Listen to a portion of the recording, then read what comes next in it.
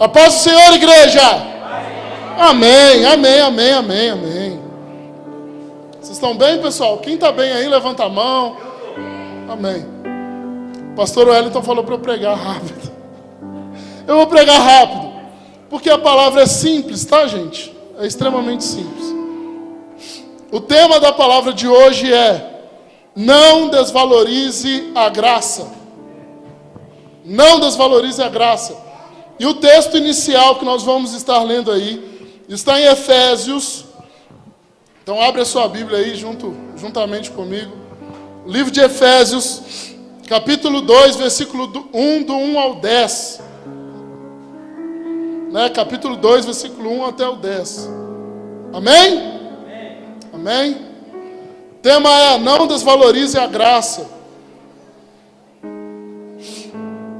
Amém? Quem já achou, diz amém. Amém. Quem não achou ainda, diga escola dominical.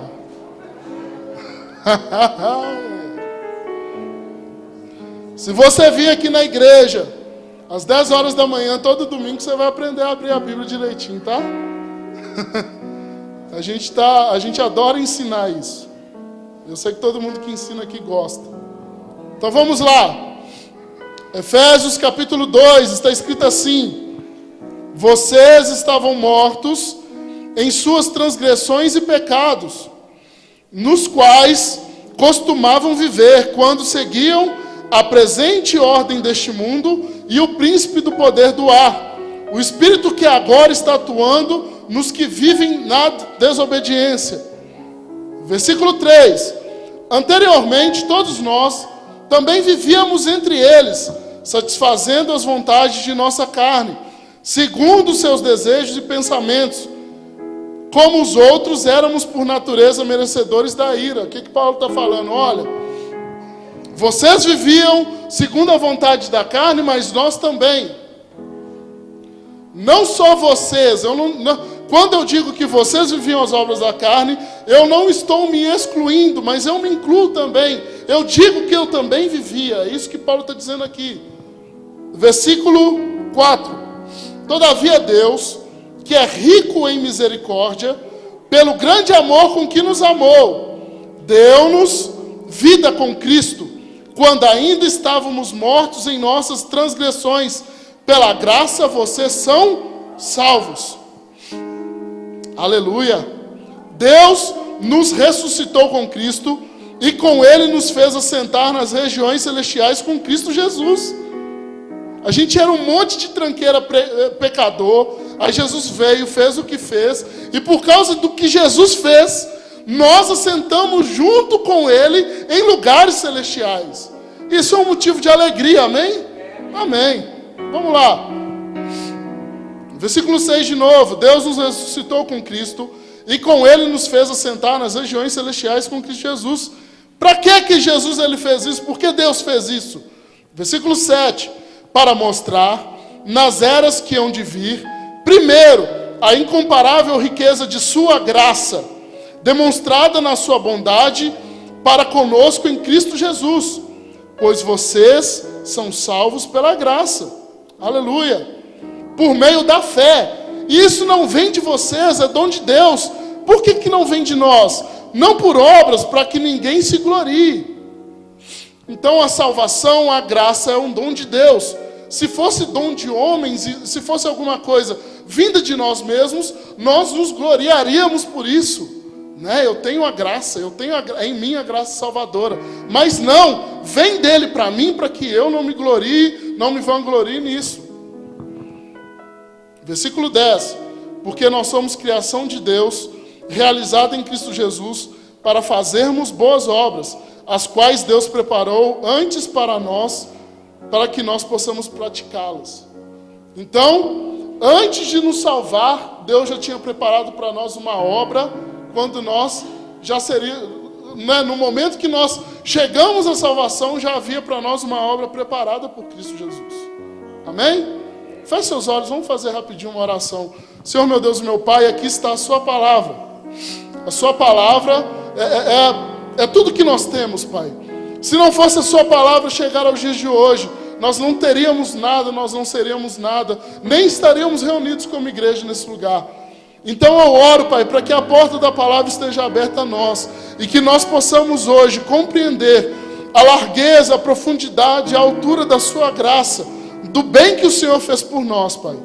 É a minha oração, agradecido, sabendo que nós estaremos sim focados em Ti, e entenderemos a esta palavra, Deus. É a minha oração em nome de Jesus. Amém. Então nós vemos, irmãos, neste texto lido, que ele traz para nós uma visão processual da obra de Deus. Em Efésios capítulo 2, do versículo 1 ao 10, existe um processo divino. Tem um processo aqui. E esse processo, ele demonstra a atuação de Deus para salvar o homem e fazê-lo viver segundo a sua vontade. Então, nesses 10 versículos, nós vemos um processo de Deus. Existe aqui um processo de Deus. Se eu fungar um pouquinho, vocês não estranham não, que eu estou meio gripado ainda. No versículo 1 a 3 desse processo aí, no capítulo 2 que nós lemos, nós vemos que Paulo ele apresenta quem nós éramos antes. Né? Olha o que diz aí no versículo 1 ao 3. Vamos repetir. Olha, vocês estavam mortos nos pecados, naquilo que vocês costumavam antes viver, quando seguiam o presente mundo, quando vocês seguiam o que o diabo quer que vocês sigam, né? Versículo 3. Anteriormente nós todos vivíamos no pecado. Então, nós temos nesse texto um processo em 3 partes. E a primeira parte, Paulo demonstra a nós isso. Quem nós éramos? Fala, olha, vocês eram essas pessoas pecadoras. Nós éramos estes pecadores. No versículo 4 e 5, demonstra aí, nesse processo, a intenção que Deus sempre teve em mudar a nossa situação de pecado. Né? Nós éramos pecadores, mas existe um Deus que quer mudar essa situação. Amém? Você pode dizer um amém por isso? É um processo em 3 partes. Primeiro, nós éramos pecadores, nós somos pecadores. Segundo, Deus tem o desejo de mudar essa situação. Olha o que diz no versículo 4 e 5. Todavia Deus, que é rico em misericórdia, pelo seu grande amor nos amou. Deu-nos vida com Cristo. Então, nós éramos pecadores, mas existe um Deus que deseja que nós não sejamos mais. Então, nesse processo, nós vimos que nós éramos pecadores. Deus tem a intenção de nos salvar. E o que Deus faz para nos salvar? Já que Ele não queria que permanecêssemos mais como nós éramos. Ele envia seu Filho. E a forma que o Senhor envia o seu Filho, que o nosso Deus envia o seu Filho, é uma forma extremamente misteriosa. Porque um filho de um rei normalmente viria como um rei, né? Ou pelo menos como um príncipe, mas não. Olha o que Deus faz Jesus passar para que nós pudéssemos deixar de ser pecadores para pessoas salvas. Versículo 6. Deus nos ressuscitou com Cristo, e com Ele nos fez assentar nas regiões celestiais. Se Cristo ressuscitou, quer dizer que primeiro Ele morreu. Então, imagine, né? Imagine, a gente já falou muitas vezes de plano de salvação. Está o homem pecando, e Deus sente no seu coração o seguinte: não, eu tenho que resolver o problema desse homem. Eu tenho que resolver o problema daquelas pessoas. Qual que é a única forma? É mandar alguém que ande nessa terra, seja perfeito, um cordeiro perfeito, imaculado, morra ao seu devido tempo, e quando ele ressuscitar, ele vai levar todo mundo junto com ele. Todos aqueles que receberem, que aceitarem essa salvação. Então é isso, né? Nós vemos nesse texto basicamente isso. Um homem pecador, um Deus que quer fazer alguma coisa. esse Deus vai e faz alguma coisa. E o resultado disso nós vemos no versículo 10. Olha o que diz o versículo 10 do texto que nós lemos aí. Porque somos criação de Deus, realizada em Cristo Jesus, para fazermos boas obras. Então aquele homem pecador lá do início do texto, hoje se torna um filho de Deus, alcançado pela graça, a ponto de fazer boas obras. Entenda uma coisa. Você, influenciado pelo pecado, pela vontade mundana, você não consegue fazer boas obras. O homem ele só consegue fazer boas obras de coração aberto, se há dentro desse coração a graça, se há dentro desse coração o temor. Então, se um homem ele chega ao ponto de fazer boas obras, é porque a salvação, a graça, que o livrou do pecado, realmente chegou naquele coração.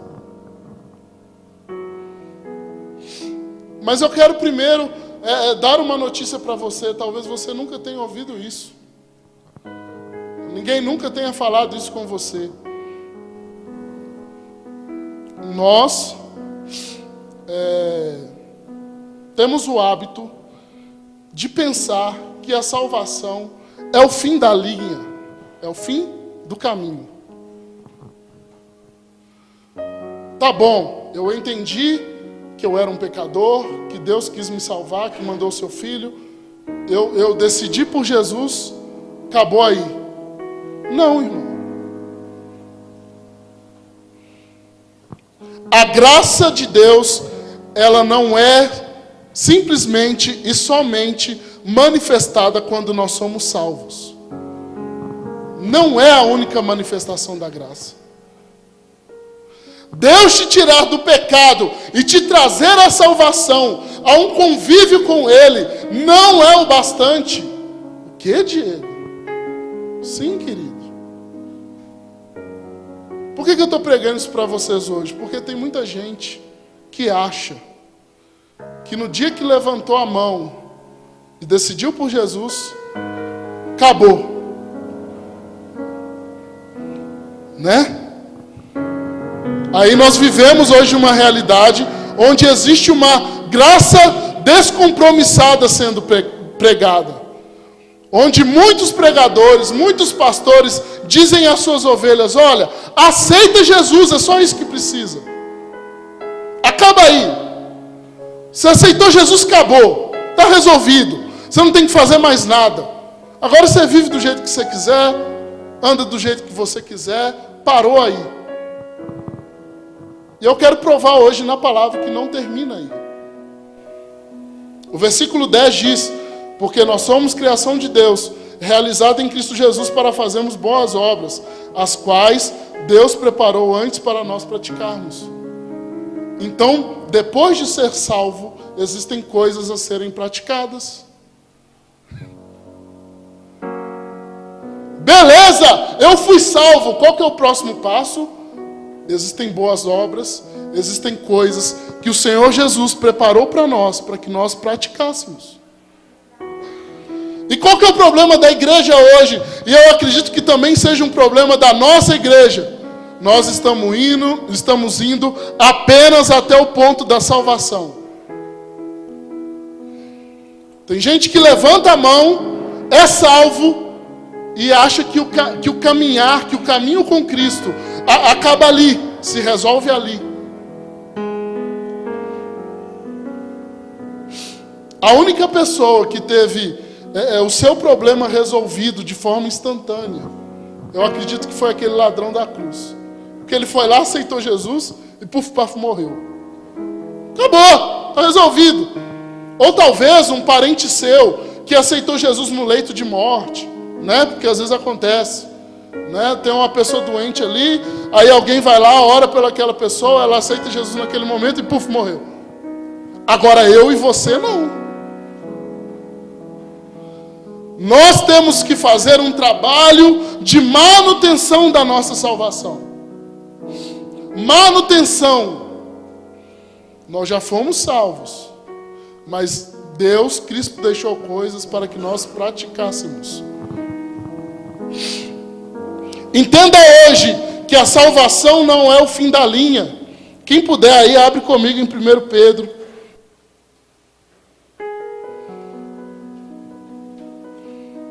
Capítulo 2, versículo 1 ao 5, e depois vou ler o versículo 9 e 10.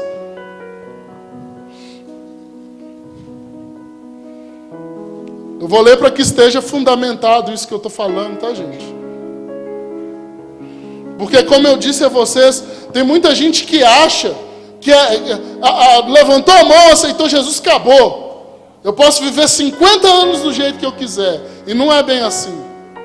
Tá? 1 Pedro, capítulo 2, versículo 1 a 5. Portanto, irmãos, livrem-se de toda maldade, de todo engano, hipocrisia e inveja, e de toda espécie de maledicência. Como criança recém-nascida, desejem de todo o coração o leite espiritual, para que por meio dele cresçam para a salvação, agora que provaram que o Senhor é bom. Então, queridos, agora que vocês aceitaram Jesus, façam o seguinte: tem um alimento para você. Tem um leite. Esse leite vai virar depois um pão com manteiga. Depois esse pão com manteiga vai virar uma rabada. Como é que você fala? Buchada de bode. Né? Eu nunca comi buchada de bode, eu não sei o que é. Então olha o que Paulo está dizendo. Olha, vocês acabaram de aceitar Jesus, vocês são crianças. Então depois que vocês decidiram por Cristo, você tem que primeiro receber um leite espiritual.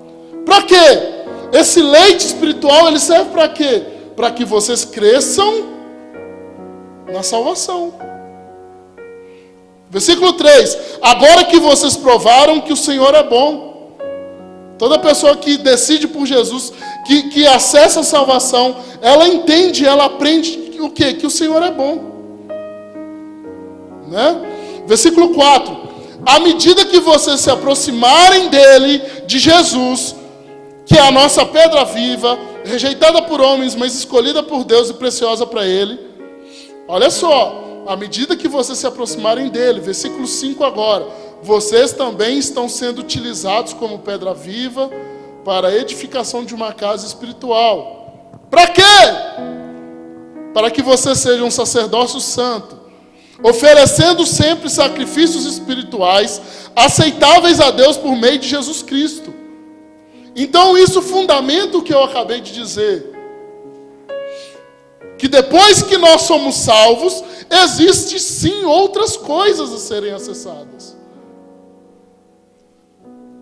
E após você ser salvo, receber a graça de Cristo primeiramente, você precisa continuar andando com Cristo. Por quê? Porque você vai receber um leite espiritual, vai receber um alimento, e esse alimento vai te fortalecer, vai fortalecer a sua certeza de salvação. E no versículo 5 isso nos mostra que, da mesma forma que Cristo é uma pedra viva, você e eu também seremos. Para quê, Diego? Para que nós seremos pedra viva? Para que nós também sejamos sacerdotes como Cristo é. Diga assim: a minha função, com força, diga: a minha função é crescer na salvação de Cristo, até que eu me torne um sacerdote. Então, a salvação não é o bastante. Né? E às vezes você fala isso, a pessoa fica assim: nossa, mas... Versículo 9 e 10 desse mesmo texto. Vocês, porém, vocês que aceitaram a Cristo, que se entregaram a Jesus, que conheceram a graça, olha o que vocês são, olha o que nós somos. Vocês, porém, são geração eleita, sacerdócio real, nação santa, povo exclusivo de Deus, para anunciar as grandezas daquele que nos chamou das trevas para a sua maravilhosa luz. Antes vocês nem sequer eram povo. Meu Deus!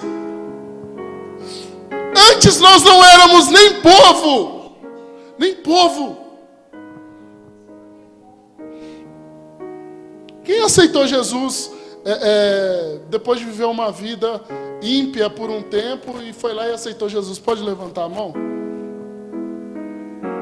Eu não posso levantar a mão assim porque eu nasci dentro da igreja, né? Então nesse caso não conta. Por que eu pedi para vocês levantarem as mãos? Porque vocês antes sequer eram um povo. Você já imaginou, você que um dia aceitou Jesus, você já imaginou que você viveu muito tempo da sua vida sem ser povo nenhum, dando voltas lá fora? Aí você aceita Cristo, decide por Cristo, você passa a ser parte de um povo. Olha o povo aqui, né? Você que levantou a mão, você faz parte de um povo. Você antes não fazia. Você era de povo nenhum. E agora você é. Vamos lá, vamos terminar o texto. Antes vocês nem sequer eram um povo, mas agora são povo de Deus. Não haviam recebido misericórdia, mas agora receberam. As pessoas são salvas e elas pensam que tudo se resolve ali, mas não. A salvação é na realidade o início glorioso de uma história gloriosa. Amém? Amém? A salvação é só o princípio glorioso de uma história gloriosa. É só o princípio.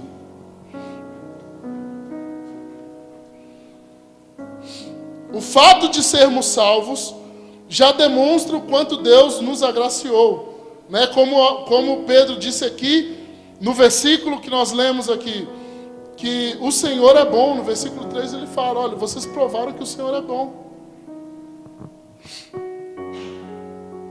E o Senhor, ele é tão bom, mas tão bom, mas tão bom, que aquele bom que ele tem, ele sempre vai além. Amém? Quem acredita que o Senhor tem um além para você? Levanta a mão. Eu acredito. Eu acredito. Quanto mais você procura, quanto mais você entra na graça de Cristo, quanto mais você adentra na realidade da salvação, Ele vai te mostrando novas coisas, novas possibilidades. Hoje, a palavra nos convida a um novo nível. Que nível é esse, Diego? O nível no qual nós deixamos de viver com medo de perder a salvação, né? Porque é o que acontece com muito crente. Fui salvo, decidi por Jesus, aí agora eu vivo o resto da minha vida tentando fazer as coisas do jeito mais certinho possível para eu não perder a minha salvação. Gente, sinceramente, de coração, isso é muito mesquinho. Isso é um jeito de viver muito triste. Não aceitei Jesus agora para eu não perder minha salvação, eu vou viver assim, no miudinho, me esconder, vou esconder aqui, vou esconder ali, e lá no final eu vou chegar. Mas eu convido você a um novo nível, onde você deixe de viver com medo de perder a salvação, e começa a viver onde a salvação é real. E a salvação é tão real que eu não faço mais as coisas para Deus por medo, mas é porque eu amo e sou grato pela salvação que eu alcancei. Existe uma diferença, gente, de jogar para não perder e jogar para ganhar. Tá? Existe uma diferença. Quem gosta de futebol aí sabe disso. Existe uma diferença de jogar para não perder e jogar para ganhar. Geralmente, quando um técnico de futebol resolve armar o time dele para não perder, o que ele faz? 2 linhas de 4. Né? Quem conhece futebol? 2 linhas de 4. Ou faz um 6-4-0, sei lá, não deixa ninguém lá na frente. Ué. Mas nós estamos vivendo assim. Nós estamos vivendo para não perder. E não é assim que Deus quer que nós vivamos. Não é assim. Não é assim. O Senhor quer que você viva para ganhar. Que você coloque seu time no ataque. No ataque. Ah não, eu fui salvo, agora eu vou ficar aqui andando debaixo da marquise para a chuva não me pegar, né? Ficar aqui. Não! Ele quer que você viva de uma forma que você tem tanta certeza da sua salvação, mas tanta certeza que você não tem nem medo de molhar na chuva. Que você coloca o seu time para jogar, sei lá, de 3-4-3, com 3 atacantes lá na frente. Não viva a vida armando o seu time, armando a sua vida, só para não perder. Aprenda a se preparar para ganhar.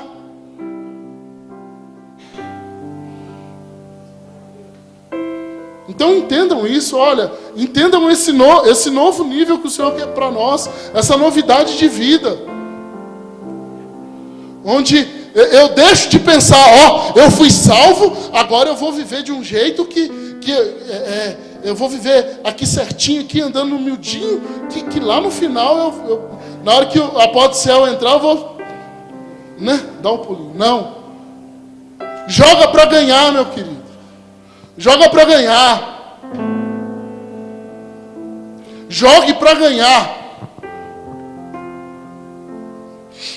A graça de Deus que operou em nós a salvação, ela tem outras manifestações.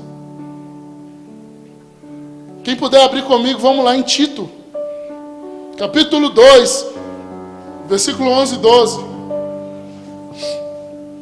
A graça de Deus que operou em nós a salvação, tem outras manifestações.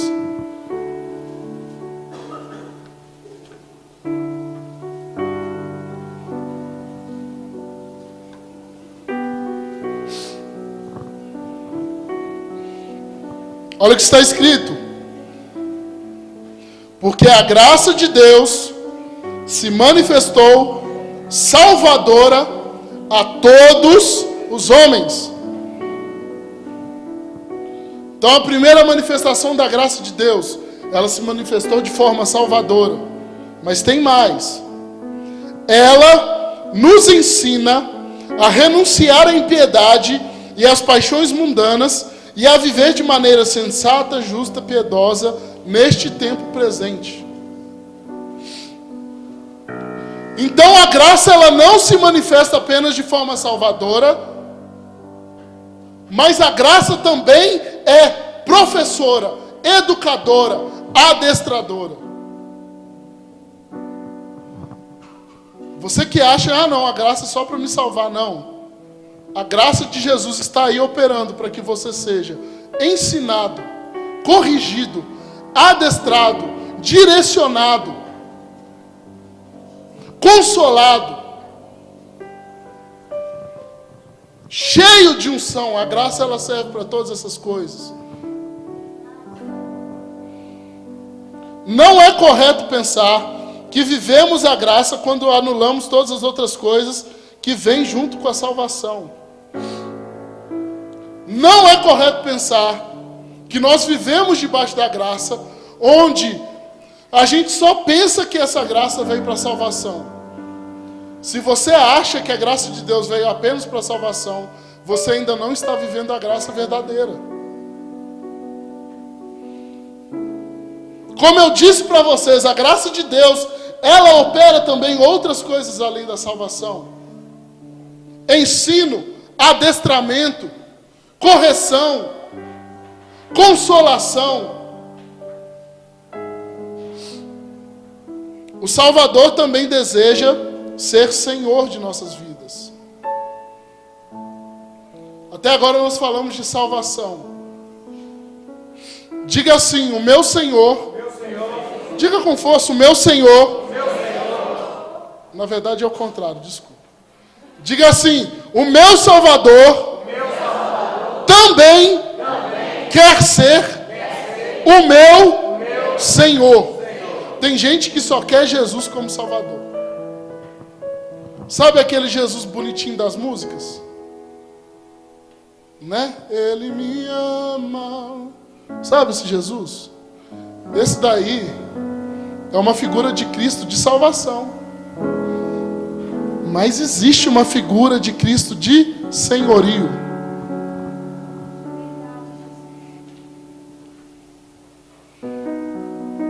Né?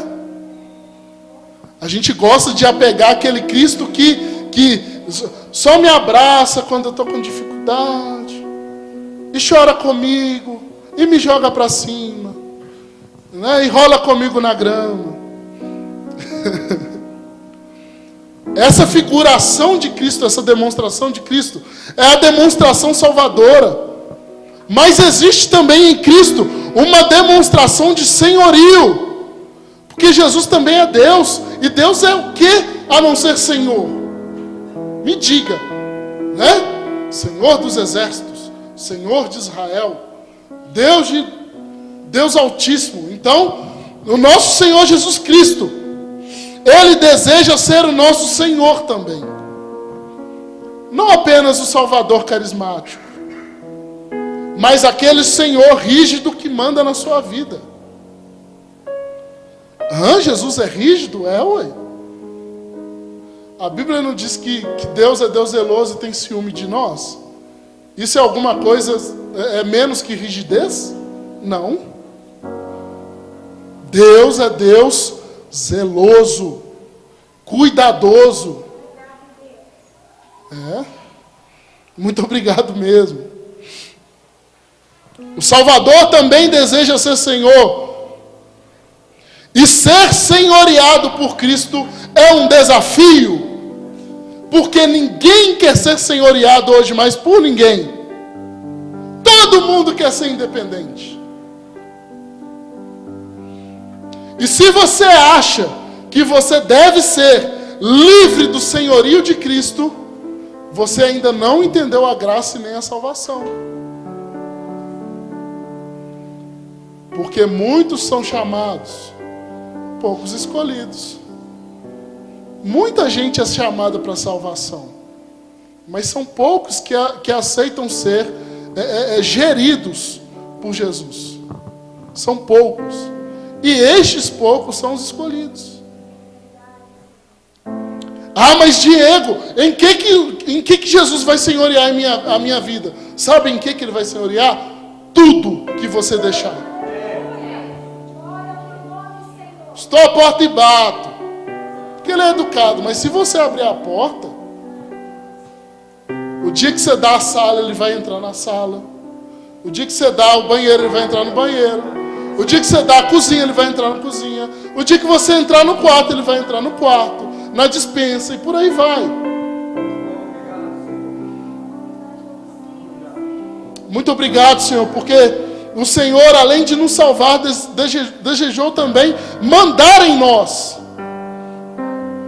E gente, de coração, a gente precisa ser adestrado.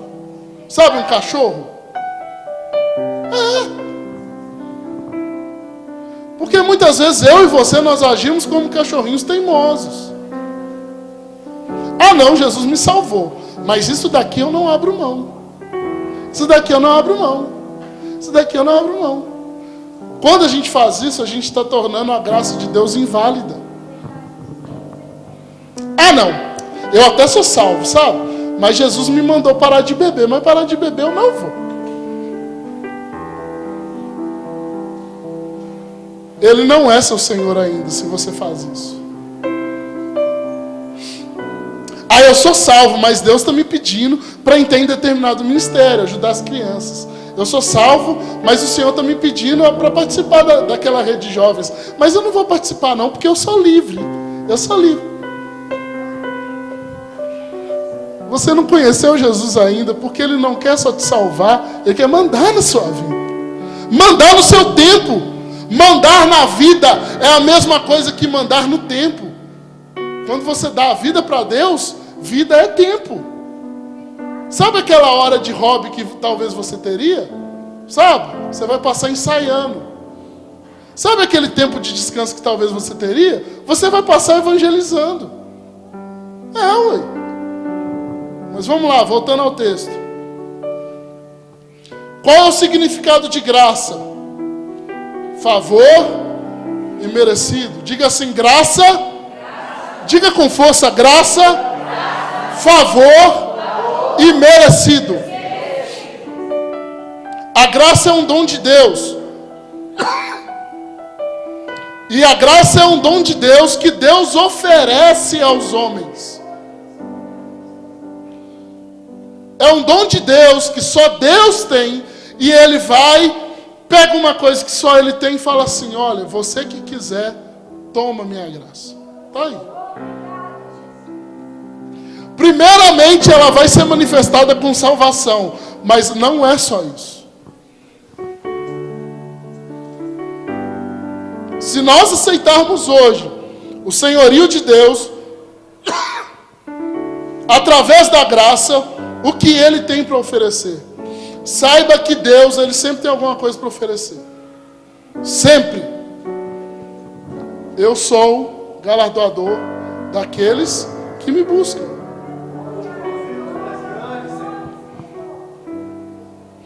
A primeira recompensa de aceitarmos a graça de Cristo é a salvação.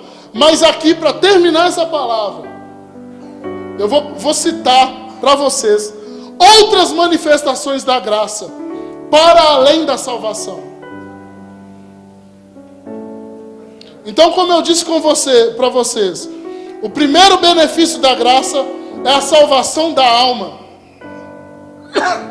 E se nós tivéssemos apenas a salvação da alma, já seria o bastante. Por quê? Porque eu não acho nem um pouco interessante passar a eternidade no inferno com o capeta. Né?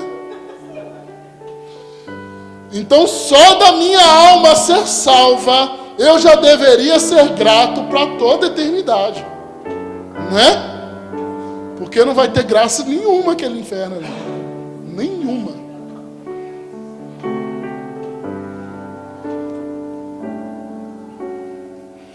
Então, o primeiro benefício da graça nós vemos em Efésios 2, 8 a 9. A salvação da alma. E essa salvação da alma exprime, nos demonstra a vida eterna. E a vida eterna com Cristo. No céu. Né? Mas existem outros benefícios da graça. E é por causa desses outros benefícios que o tema dessa palavra é não desvalorize a graça. Porque é coisa demais que o Senhor mostra para nós. É coisa demais que Deus oferece a nós. E nós estamos vivendo uma vida que desvaloriza todas essas coisas. Todas elas. Não só a salvação, o restante também. O segundo benefício, depois da salvação da alma, vindo através da graça, é o perdão divino. É a remissão dos meus e dos seus pecados. Você que já leu um pouco de Bíblia, sabe o tanto que era complicado para um pecado só ser encoberto. Aí ia lá, matava o bode, ia lá, matava a rolinha, e colocava aquilo ali no altar, e subia o incenso. Era uma matança. Para alguém ter um pecado perdoado, era uma matança. Eu imagino que o templo era um lugar assim... fedorento de churrasco todo dia, né? Todo dia ficava queimando aquele negócio lá. O pecado do Wellington, o pecado da Eliette, o pecado do Diego, o pecado da Glaucia, aquele negócio. Então, além da questão de nós sermos salvos, a graça nos disponibiliza o quê? O perdão divino. Só Deus pode perdoar. Né? E Jesus é até questionado por isso, né? Porque ele falava com as pessoas que elas estavam perdoadas.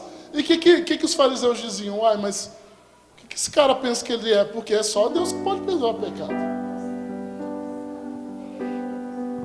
Então, o segundo benefício da graça é o perdão divino, a remissão dos nossos pecados. Além de Deus, ninguém pode perdoar. Não para a salvação, não para que possamos viver o futuro com Cristo. Ninguém pode perdoar. Isso nós vemos lá em Hebreus 9, 22. O terceiro benefício da graça de Deus é a justificação, a regeneração.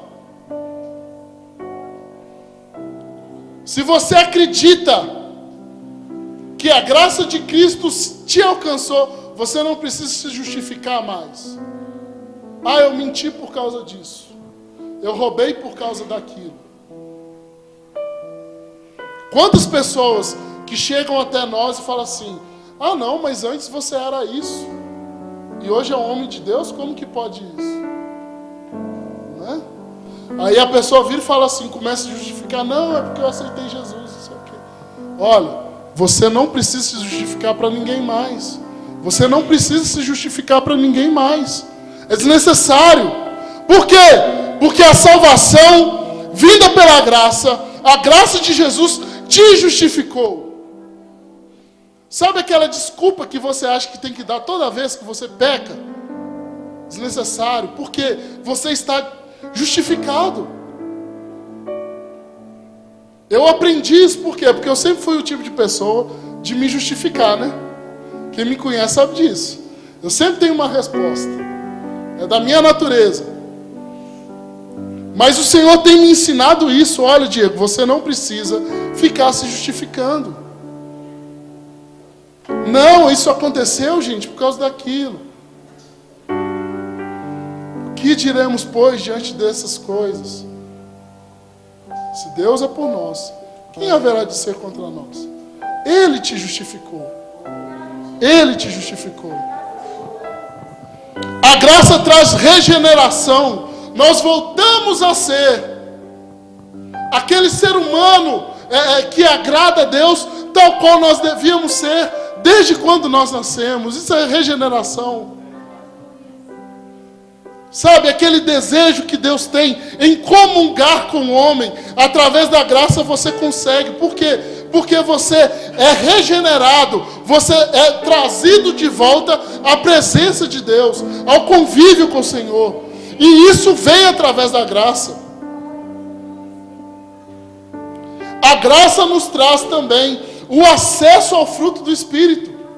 Efésios 6. Através da graça nós podemos acessar o fruto do Espírito. Amor, bondade, benignidade, paciência, mansidão. Através da graça. Desculpa, gente, é Gálatas 5. Efésios 6 é o texto da armadura de Cristo, tá? Obrigado. A cabeça é ruim mesmo. Não é velhice não, vô. Então, um dos benefícios da graça é acesso a esse fruto do Espírito. Quando você acessa a graça de Jesus, vive na graça de Cristo, você tem acesso, você consegue chegar e viver essa realidade. Uma realidade de amor, de bondade, de mansidão, de paciência, e de uma paciência que vai além da paciência, né? Que é a longanimidade. Já pensou você ter uma paciência que é maior que a paciência? Está escrito lá em Gálatas 5. Longanimidade. Na hora que a sua paciência acabar, ainda vai ter um bônus. Né? Eu sei que muita gente está precisando, inclusive eu.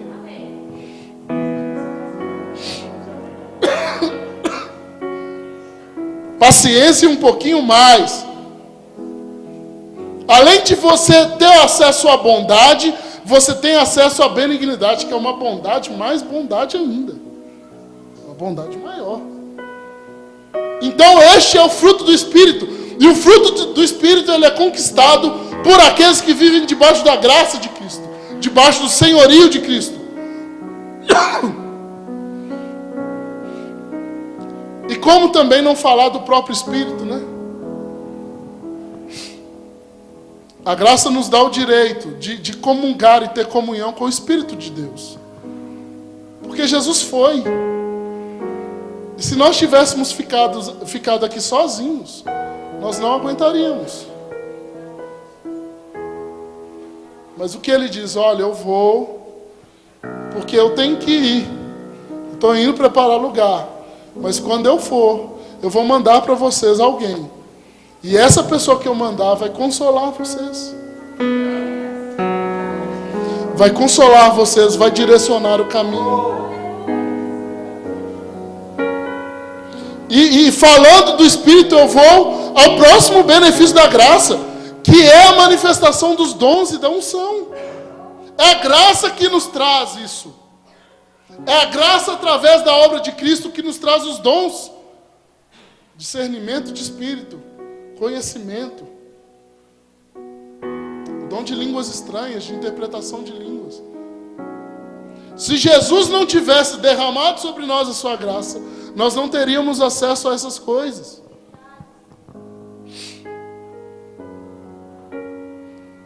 E através dos dons, da unção e do Espírito, a graça nos traz mais outro benefício, que é o relacionamento pessoal com Deus. Aleluia, amém, amém, amém, amém. Você pode dar um glória a Deus por isso? Dá um glória a Deus. Você só consegue relacionar com Deus, sabe por quê? Porque existe um véu. E quando Cristo morre, derrama sobre nós a graça dele, o que acontece? Esse véu se rasga. E aquela presença que só era manifesta dentro do tabernáculo, sai. E sai para onde? Para qualquer lugar. Onde exista 1, 2, 3, 10, 200 pessoas que fazem menção do nome de Cristo, que desejam a Jesus, que desejam esse Espírito. Então é mais um benefício da graça. Né? Se você quiser ler sobre os dons, 1 Coríntios 12. E além de tudo isso, Deus tem, através da graça de Cristo, através dessa manifestação, Ele tem um sonho, uma visão e um propósito pessoal para cada um de vocês, para cada um de nós. Diga assim, diga para alguém que está do seu lado. Olhe para alguém e fale isso, olha. A graça disponibiliza para você um sonho, um trabalho, um ministério, uma unção, uma revelação que é só sua. Pode o Senhor, gente, vamos dar uma aplaudida aí.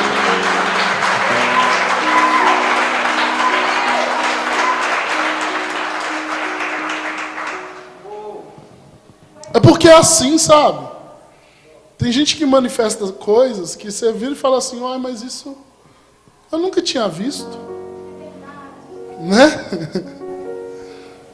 Tem uma hora que você senta para ouvir e você fala assim, nossa, eu nunca ouvi isso dessa forma. Isso é a multiforme graça. Multiforme graça. Para quê? Para nos esclarecer, para nos ajudar. Para que nós consigamos viver a nossa salvação da melhor forma possível.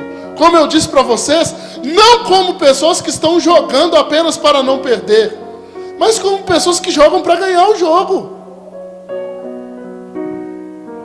Sabe, de peito aberto, de coração aberto, sem medo, sem mácula, sem mágoa de ninguém.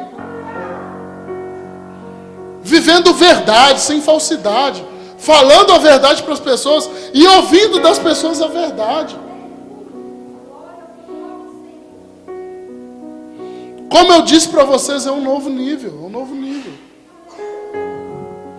E para viver essa vida, você precisa primeiramente não desvalorizar a graça de Deus.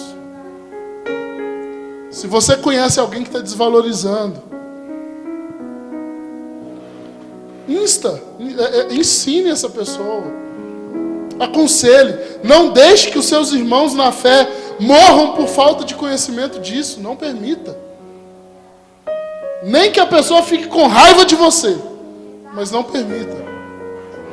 E para terminar, eu quero perguntar para você, você quer viver debaixo dessa graça? Quem quer? Levanta a mão. Vamos ficar de pé, vamos ficar de pé. Fica de pé igual o jovem, rápido, assim, puf. Só pá. Isso. Eu quero orar por você. Existe alguém aqui hoje que por acaso, até o presente dia, não tinha conhecido essa graça, dessa forma que eu preguei, e hoje quer decidir por Jesus, porque acreditou nisso que foi dito aqui, pode levantar uma de suas mãos? Olha, Diego, eu nunca tinha entendido dessa forma, mas hoje eu entendi. Existe alguém? Levante sua mão. Eu quero orar por você, porque hoje é dia de você aceitar, de você decidir por Jesus. Levante uma das suas mãos, se existe alguém. Se não existe ninguém, eu quero fazer uma oração por todos aqueles que sentem hoje que andaram ou viveram a sua vida desvalorizando a graça de Jesus, e a partir de hoje querem passar a valorizar. Vem aqui à frente, eu quero orar por vocês. A igreja, feche os seus olhos. Eu sei que existem pessoas aqui que entenderam o que foi dito, então eu quero orar por você. Não, Diego, eu não tenho vivido essa graça desse jeito. Eu quero que o pastor Wellington, que as pessoas orem por mim, para que a partir de hoje eu viva dessa forma. Feche seus olhos. Se está tudo certo, se ninguém tem problema nenhum com a graça de Deus, então dê a mão à pessoa que está do seu lado, vamos orar. Senhor, meu Deus e meu Pai, a sua palavra foi pregada, Senhor. E o meu desejo, Pai, é que essa igreja tenha entendido a necessidade que há em nós valorizarmos a sua graça como ela é, meu Deus. Pode ser até uma palavra dura, mas é a palavra que nós precisamos ouvir. A palavra que eu precisei estudar.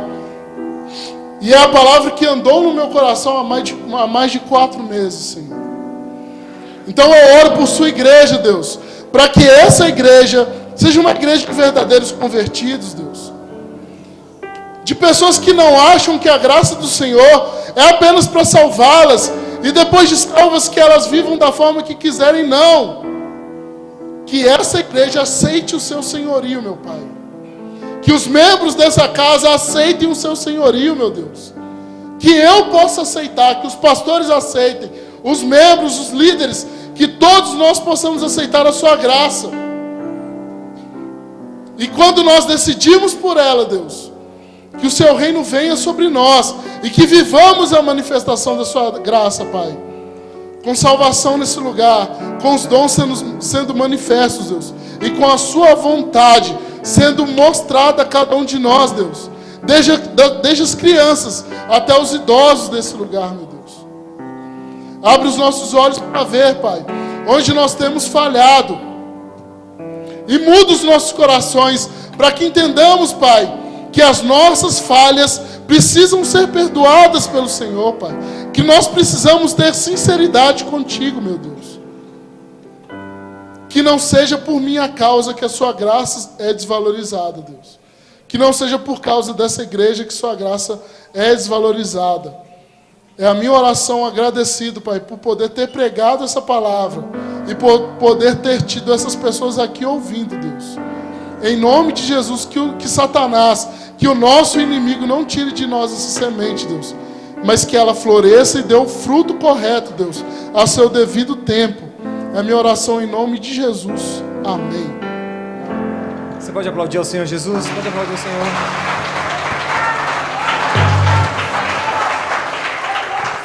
Nós vamos para nossas casas agora, mas eu gostaria que você desse o braço, a pessoa que está do seu lado. E vamos fazer uma corrente aqui, todo mundo? Fica ninguém se dar o braço, não. Deixa solta, não. Dá o braço aí. Pode fechar aí. Se puder. Isso. Nós já vamos encerrar. Eu já quero orar e liberar a bênção apostólica sobre vocês. Palavra maravilhosa, irmãos. Olha para cá, olha para cá. A graça foi de graça, mas não foi barata. Foi caríssima. E o mínimo que o Pai nos pede é que nós sejamos Cristo para alguém. Não é ser apenas de Cristo, é você ser Cristo para alguém. E eu quero que você já programe aí na sua cabeça: quem é essa semana que você precisa ser um Cristo? Quem essa semana você precisa ser um Cristo?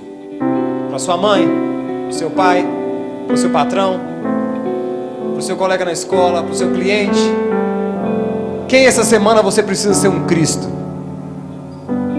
Quem essa semana você precisa ser igreja, ser corpo de Cristo? Quem essa semana precisa conhecer a graça de Deus através da sua vida? Quem essa semana? Quem essa semana? Crie já o plano de ação na sua cabeça, execute. Porque nós nos tornamos, irmãos, homens e mulheres habituados a ouvir palavras impactantes, recebê-las, assimilá-las e de nada fazer. As palavras que são ministradas às nossas vidas, elas precisam virar práticas na semana. Quem essa semana você será Cristo? Quem essa semana conhecerá Jesus através da sua vida? Já colocou na sua cabeça? Vamos cantar? Recebi um novo coração do Pai. A igreja canta. Coração regenerado, coração transformado, coração que é inspirado por um fruto desse novo coração, como fruto desse novo coração. Eu declaro a paz de Cristo, eu declaro a paz de Cristo, te abençoo, meu irmão, preciosa é. Espírito de Deus, toca Espírito de Deus.